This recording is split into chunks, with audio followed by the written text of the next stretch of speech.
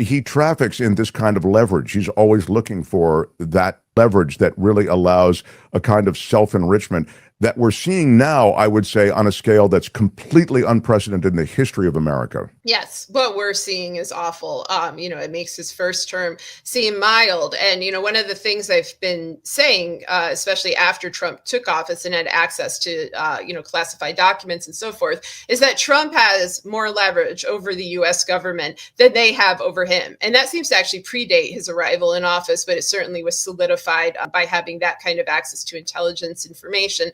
And now, his aim, which I have always said, is to strip this country down and sell it for parts, is out in the open. And it's gruesome. It's horrible to witness in terms of human suffering and in terms of threats to things like our national parks, our national lands, our environment, our clean water, our public health. All of that is threatened with no regard for humanity. At the same time, you see this push, from the people surrounding him for AI, for ChatGPT, for all these replacements of human beings, which just points to a general culture of disposability. They don't care if we live or die. They don't care if this country is depopulated. They're only interested in resource mining and theft. And there are no courts that will constrain them, because one of the first things that Trump's cohort did was to lock down the Supreme Court. In 2018, you saw a lot of interesting resignations and appointments during that time. And with that kind of power,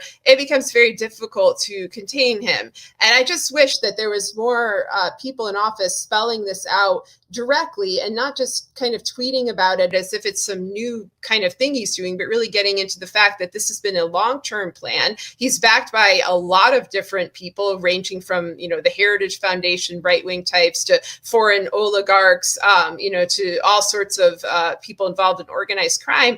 And now, we're at a point where you can't undo a lot of this. You can't just vote out the mafia. You can't just move along from that. It leaves a permanent scar. And I hope, I've been hoping for a decade that they would wake up and realize the depth of this threat. But Biden's term certainly stripped away that illusion, because they had every opportunity in the world to do that, including public support, and yet they refused to do so.